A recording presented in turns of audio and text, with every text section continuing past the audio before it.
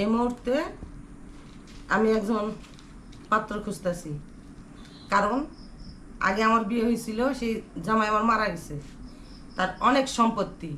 আমি মেয়ে মানুষ তো এত তো দেখাশোনা করতে পারি না, তাই একটা পাত্র খুঁজতেছি।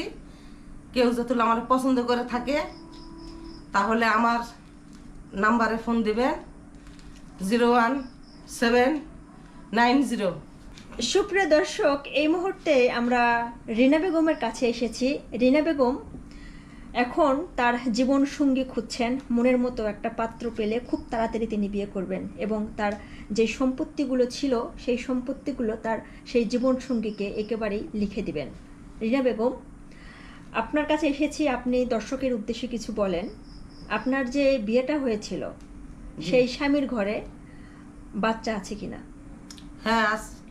কয়টা বাচ্চা আছে? 2টা মেয়ে আছে আমার। আচ্ছা, কত বছরের সংসার ছিল? 28 বছর। আর কত দিনের, মানে কি কারণে আপনার স্বামীর সাথে ডিভোর্সটা হয়ে গেছে এটা একটু বলেন। এটা দর্শক ও আরেকটা বিয়ে করছে আমার রেখে, এই কারণে আমরা দুইজন আলাদা আর কি। এটা কি পরকীয়া ছিল?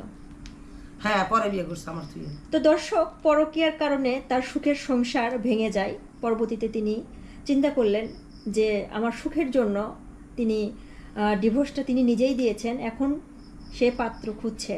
তো আপনি কেমন পাত্র চান? যে আমার অনেক ভালোবাসবে, আমার 2টা সন্তানরে ভালোবাসবে, আমার 2টা সন্তান যে ভালোবাসবে তারে আমি অনেক কিছু দিয়ে দিব। আচ্ছা, আপনি কি হচ্ছে যে প্রবাসী কিংবা ব্যবসা করে ছেলে কিংবা হচ্ছে যে চাকরিজীবী এরকম পাত্র খুঁজছেন নাকি না, আমার সংসারী জীবিকা একটা লোক হলেই যথেষ্ট, মানে আমার সংসার হালটা যেন সে ধরতে পারে। মানে ছেলের কি অনেক টাকা পয়সা থাকতে হবে এরকম কিছু? না না, অনেক কিছু টাকা পয়সার দরকার নাই, আল্লাহ দিছে আমার অনেক কিছু আছে, সাধারণ লোক হলেই হয়ে যাব। আচ্ছা, তো আপনার যে ছেলে মেয়েগুলো আছে বর্তমানে, তাদেরও কি দায়িত্ব নিতে হবে?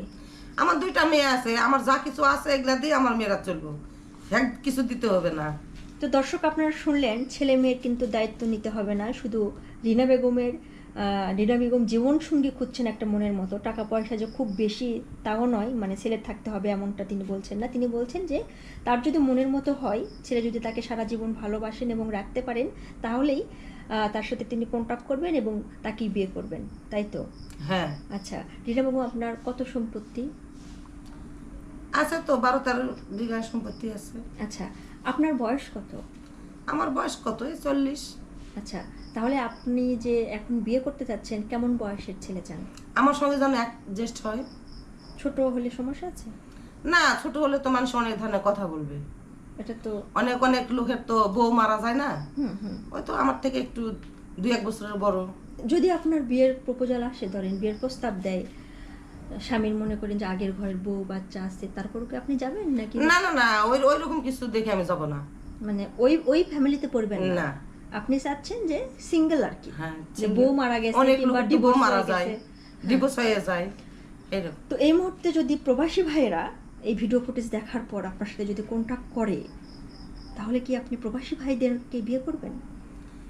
প্রবাসী ভাই আমি দেখবো যে আমার সঙ্গে তার মিল হবে কিনা, অ্যাডজাস্ট ঠিক মন হবে কিনা, এটা আমি বিবেক বিবেচনা করি, তারপরে আমি দেখবো যে কার সঙ্গে বিয়ে করা যায়। আচ্ছা, আপনি কিভাবে কন্ট্যাক্ট করবেন? ইমোতে নাকি হচ্ছে যে ফেসবুকে?